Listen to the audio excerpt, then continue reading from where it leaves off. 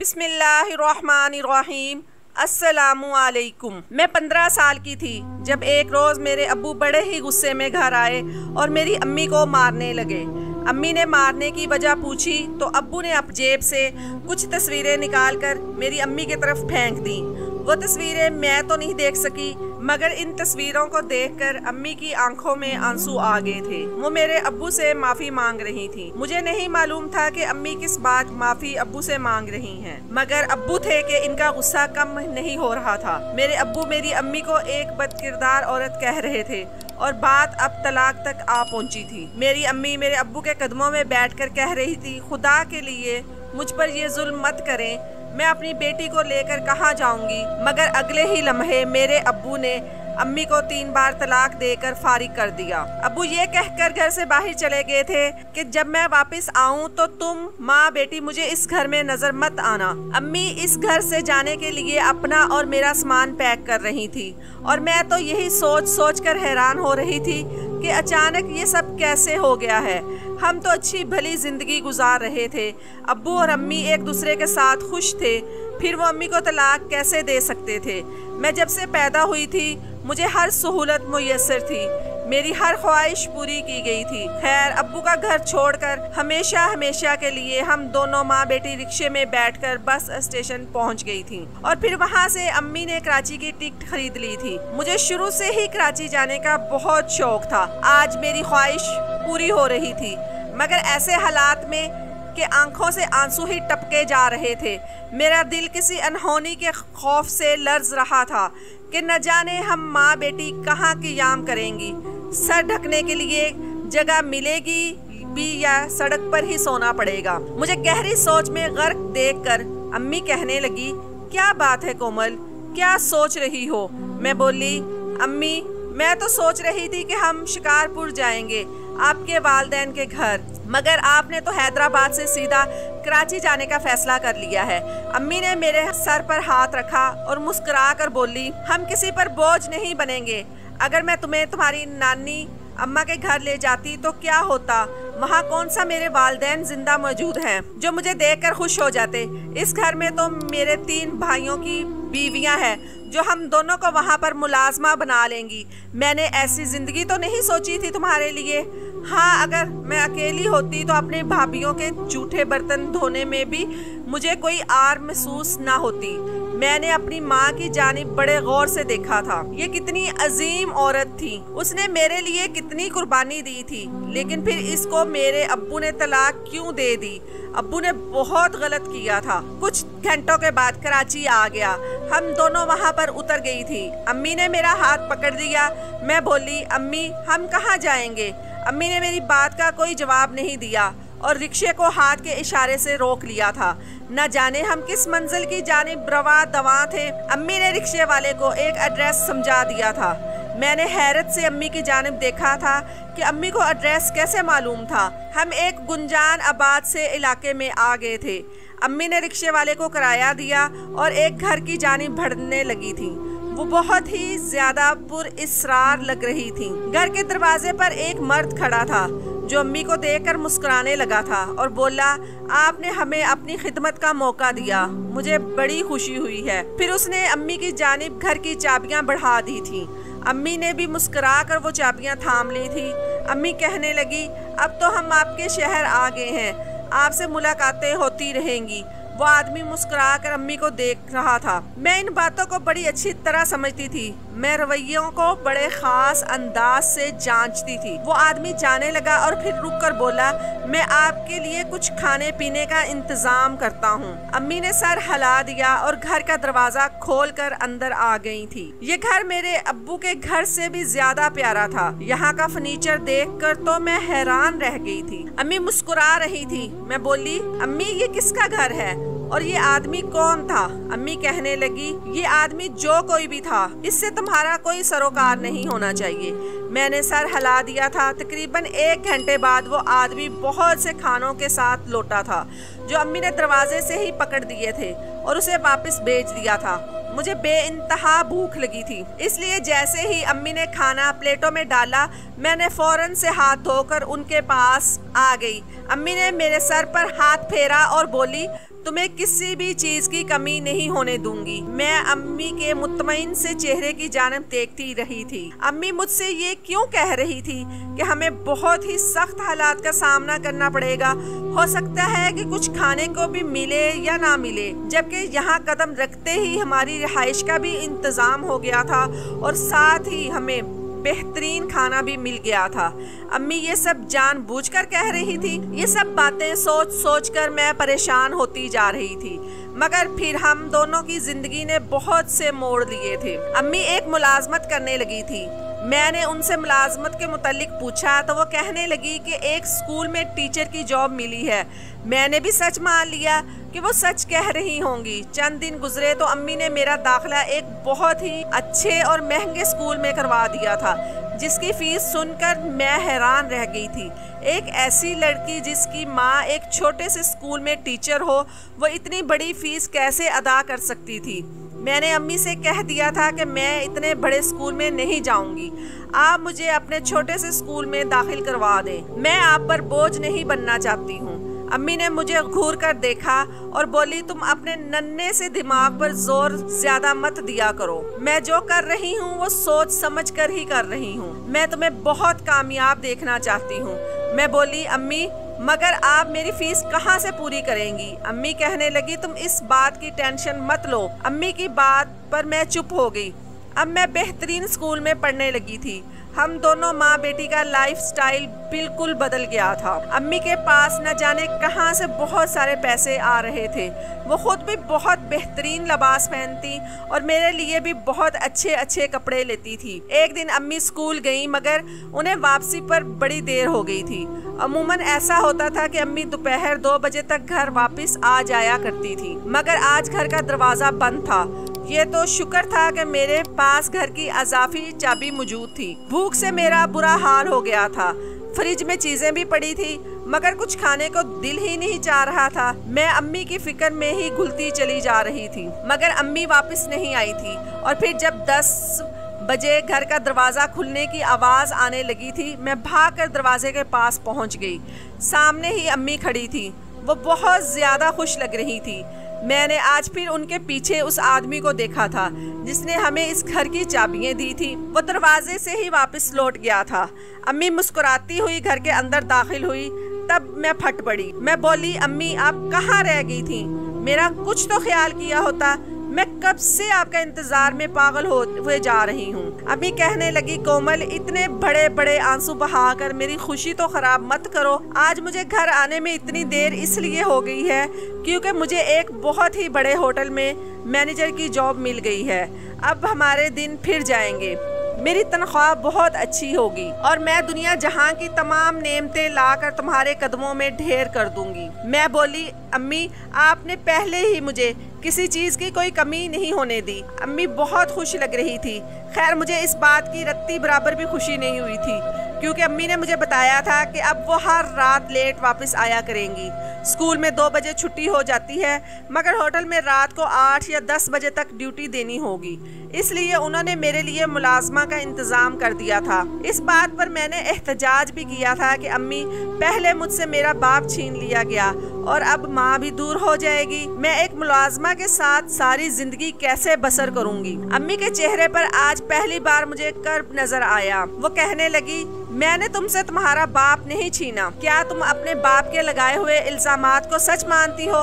क्या तुम्हें लगता है कि मैं गलत थी? मैंने नफी में सर हिला दिया और बोली, अम्मी मैं आप पर कभी भी शक नहीं कर सकती। मैं तो बस आपकी इस जॉब की वजह से परेशान हूँ। अम्मी चुपचाप उठकर अपने कमरे में चली गई थी, जबकि वो मेरे लिए माजी की बातें ताज़ा कर गई थी। मुझे आज भी वो दिन याद आ रहा था जब अब्बू ने अम्मी को तलाक दी थी। अब्बू ने अम्मी से कहा था कि तुम बदकिरदार औरत हो, और वो तस्वीरें किसकी थी जो अम्मी ने उसी वक्त जला दी थी। जब से हम कराची आए थे तब से अम्मी के रंग ढंग बदल गए थे।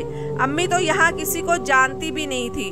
फिर वो कौन था जो हमारे लिए सब कुछ कर रहा था? अब मैं बड़ी हो चुकी थी, इसलिए मेरी सोच का पैमाना वसी होता जा रहा था। दिल में ऐसे भी ख्याल आ रहे थे जिनको सोचकर ही मैं लर्ज जाती थी। अब जिंदगी का नया इम्तिहान शुरू हो गया था। अम्मी बहुत ज्यादा मसरूफ रहने लगी थी।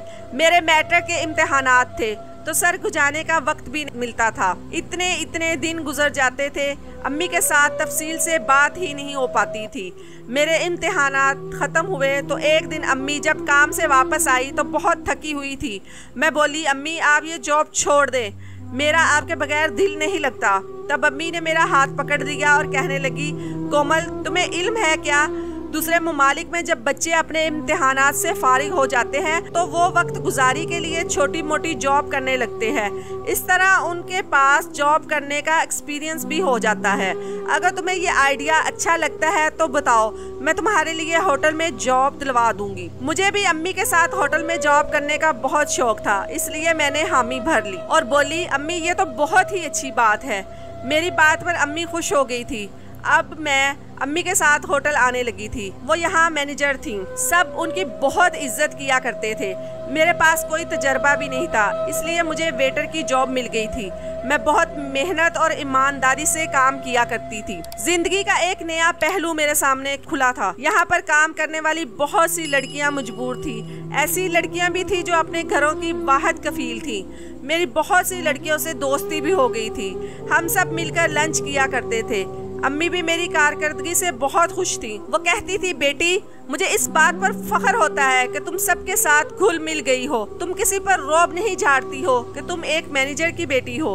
अम्मी की बातें सुनकर मैं भी मुस्कुरा दिया करती थी। एक दिन अम्मी मेरे पास आई और कहने लगी, कोमल आज सफाई वाली मुलाजमा नहीं आई और हमें फौरी तौर पर 10 नंबर कमरा की सफाई चाहिए। तुम इसकी सफाई कर दो। मैं किसी और को नहीं कहना चाहती क्योंकि मेरी खुद की बेटी यहाँ मौजूद है। मैं बोली, जी अम्मी मैं कर दूंगी। मुझे अम्मी की इस बात ने हैरान कर दिया था। मैंने सोचा कि सफाई करने में तो कोई हर्ज नहीं, फिर अम्मी ऐसा क्यों कह रही हैं। अम्मी से कमरे की चाबियां लेकर मैं अंदर चली गई थी। मैं बड़े सुकून से इस कमरे को देख रही थी जब अचानक से अंधेरा छा गया और तभी मुझे किसी के सख्त हाथों की गिरफ्त महसूस हुई थी। वो हाथ मेरे लबों पर रखकर मेरी चीख दबा दी गई थी। फिर मुझ पर क़यामत बीत गई थी और बाहर किसी को इल्म भी नहीं हुआ था। वो आदमी जिसने मेरी जिंदगी बर्बाद कर दी थी वो कमरे से बाहर निकल गया। इसके बाद मैं कमरे से बाहर आई, मेरा पूरा वजूद लर्ज रहा था। अम्मी ने मुझे देखा तो हाथ से पकड़कर एक अलग कमरे में ले गई थी। वो बोली, क्या बात है, तुम घबराई हुई क्यों हो। मैंने रोते हुए अम्मी को सारी बात बता दी थी। मुझे यही लग रहा था कि अम्मी को जब इस बात का पता चलेगा तो वो पूरे होटल को सर पर उठा लेंगी। वो सीसीटीवी कैमरे का सारा रिकॉर्ड चेक करेंगी कि आखिर इस कमरे में मुझसे पहले कौन गया था। वो मेरे मुजरिम को सख्त से सख्त सजा दिलवाएंगी। मगर अम्मी ने मेरी बात सुनते ही मेरे मुंह पर हाथ रख दिया था और फिर कहने लगी, कोमल तुम्हें मेरे सर की कसम है, इस बात को भूल जाओ। अगर ये बात खुल गई तो हमारे हाथ सवाए बदनामी के कुछ नहीं आएगा। हम दोनों रुसवा होकर रह जाएंगी। लोग मुजरिम को कसूरवार नहीं ठहराएंगे बल्कि तुमसे ही ये सवालों जवाब करेंगे कि आखिर तुम इस कमरे में क्यों गई थी। अम्मी की बातें सुनकर मैं खौफजदा हो गई, इसलिए चुप हो गई। अम्मी ने होटल में मेरी तबीयत खराबी का बहाना किया और मुझे अपने साथ अस्पताल ले गई। उन्होंने मेरा मेडिकल करवाया जिससे ये साबित हो गया कि मेरे साथ बहुत बड़ा जुल्म हो गया है। मैं बोली, अम्मी हमें पुलिस स्टेशन चलना चाहिए। अम्मी कहने लगी, वो तुमसे ऐसे ऐसे सवाल करेंगे कि तुम शर्म से पानी पानी हो जाओगी। बेहतर है चुप हो जाओ। हम दोनों माँ बेटी घर आ गई थी। मैं अपने कमरे में चली गई और लेटकर अपनी बेबसी के मुतालिक सोचने लगी। मैं कितनी बेबस थी कि मुजरिम को ये सब करने से रोक नहीं पाई। फिर अब मैं इसे सजा भी नहीं दिलवा पाई थी। वो आज़ाद घूम रहा था। अगर मैं आवाज़ उठाती तो वो जेल की सुलाखों के पीछे होता, मगर मैं क्या करती। अम्मी ने मुझसे कह दिया था कि मैं खुद इस बात का पता करवाऊंगी और मुजरिम को सजा दिलवाऊंगी। बस तुम सब्र करना और अपने हक में बेहतरी की दुआ करो। मैं हर नमाज में रो रो कर अल्लाह ताला से यही फरियाद करती थी कि मेरे मुजरिम को सख्त से सख्त सजा देना और उसको मेरे सामने बेनकाब कर देना। मैं कहाँ जानती थी कि मुजरिम की असलियत जानने के बाद कि मैं रिश्तों पर भरोसा करना छोड़ दूंगी। एक रात में तहज्जुद की नमाज पढ़कर फारिग हुई तो मेरा दिल चाह रहा था कि मैं अपनी अम्मी के कमरे में जाऊं और उनसे बातें करूं और उनको बताऊं कि मैं किस अजियत से गुजर रही हूं। इसलिए मैं अम्मी के कमरे की जानिब बढ़ गई थी। मैं दरवाजे तक पहुंची कि मुझे अंदर से मर्दाना आवाज़ सुनाई दी। मेरे बढ़ते हुए कदमों को एकदम से रुक गए थे। उस वक्त अम्मी के कमरे से मर्दाना आवाज आना नॉर्मल बात नहीं थी। मैंने अंदर झांक कर देखा तो सांस लेना ही भूल गई थी। मेरे तो होश उड़ गए।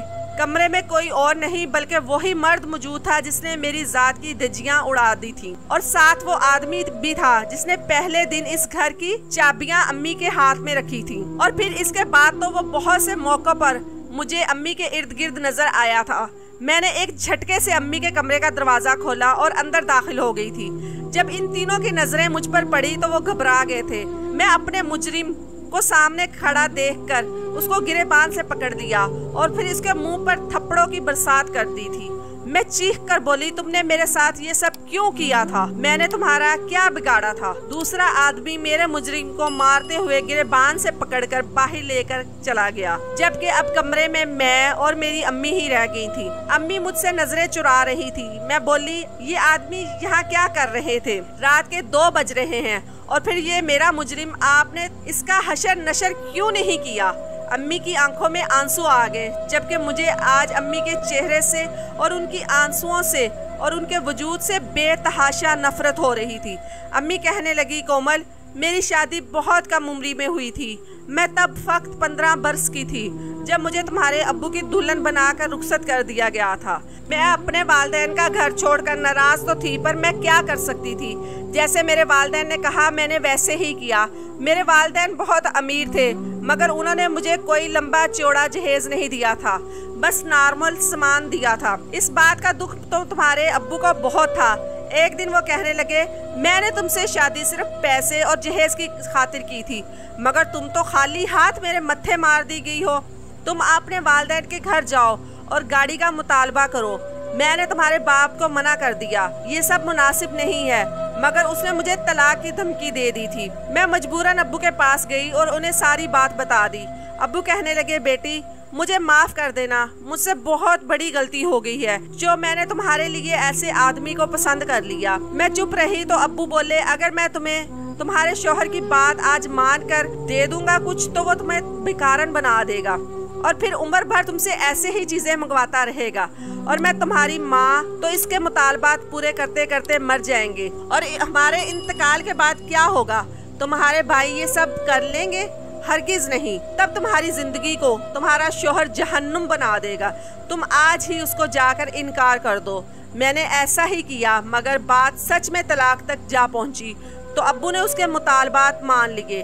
तुम्हारा बाप तुम्हें जो भी ऐश करवाता था वो तमाम चीजें मेरे बाप के घर से आई हुई थी। फिर मेरे अम्मी अब्बू का इंतकाल हो गया। फिर एक दिन अरशद ने लंबी चौड़ी लिस्ट मुझे थमाकर मेरे भाइयों के घर भेज दिया। उन्होंने मुतालबात मानने से इनकार कर दिया तो मुझ पर बदकिरदारी का इल्जाम लगाकर तलाक दे दी थी, और वो तस्वीरें जो उस दिन मैंने जलाई मेरी और किसी गैर मर्द की एक साथ बनाई हुई थी, वो सब झूठी थी। वो मुझे और मेरे भाइयों को ब्लैकमेल करना चाहता था, मगर मैं अब थक चुकी थी, इसलिए मैंने वो तस्वीरें जला दी, जिस पर तुम्हारे बाप ने मुझे तलाक देकर घर से निकाल दिया। जब मैंने अपने भाइयों को फोन करके बताया तो वो बोले कि हमारे पास मत आना, इसीलिए मैंने तुमसे कहा था कि पता नहीं हमें रहने को जगह मिलेगी भी या नहीं, मगर तभी मुझे एक अनजान नंबर से फोन आ गया था। फिर पता चला कि ये तो हमारा बहुत पुराना मुलाजिम है। उसने मुझे बताया कि मेरे वालिद ने मरने से पहले कराची वाला घर मेरे नाम कर दिया था, और साथ ही कराची शहर में 2 दुकानें भी मेरे नाम की थी। मेरे वालिद ने मेरे भाइयों से छुपकर ये जायदाद मेरे नाम की थी, वरना मेरे भाई बहुत सख्त थे। मैंने वालिद के मुलाजिम से मकान की चाबियां ले ली और दुकानों का किराया भी मुझे वही लाकर दिया करता था। मैंने दुकानों के किराए से तुम्हें अच्छे स्कूल में तालीम दिलवाई थी, और तुम्हारे साथ जब ये सानिया हुआ तो मैं डर गई थी और तुम्हें इसलिए खामोश रहने का कहा था क्योंकि वहाँ की चाबियां तो सिर्फ मेरे पास मौजूद थी। फिर तुमसे पहले वहाँ पर कौन जा सकता है? मैंने खुफिया तौर पर तहकीकात की थी और अपने वालिद के मुलाजिम शबीर को ये काम सौंप दिया था। आज वो तुम्हारे मुजरिम को मेरे सामने ले आया था। ये तुम्हारे सगे बाप का भेजा हुआ आदमी था। इसे पता चल गया था कि मेरे बाप ने मेरे नाम जायदाद की है और मैं इसके बगैर बहुत अच्छी जिंदगी गुजार रही हूँ। इसे सब कुछ बर्दाश्त नहीं हो सका। वो मुझे बेसुकून करना चाहता था, इसीलिए उसने अपनी ही बेटी की इज्जत खराब करवा दी, फक्त इसलिए कि मुझे नीचा दिखा सके। मैं अम्मी की बात सुनकर हैरान हो गई थी। अम्मी ने मुझे बताया कि मेरे मुजरिम को उन्होंने पुलिस के हवाले कर दिया है। अगली सुबह मैं थाने गई थी ताकि अम्मी की बातों की तस्दीक कर सकूं। अम्मी का एक एक हर्फ सच्चा था। वो आदमी मेरे बाप का ही भेजा हुआ था। मुझे तो यकीन नहीं आता कि कोई इंसान इस हद तक भी गिर सकता है। मेरे मुजरिम को कानून ने सजा दी और बाप को अल्लाह ताला ने सजा दी। वो फालिज ज़दा होकर बिस्तर पर पड़ा हुआ है और उसका पुरसाने हाल कोई नहीं है। मेरे मुजरिमों को तो सजा मिल गई, मगर मैं जो बेसुकून और परेशान हूँ, इसका अजाला कौन करेगा।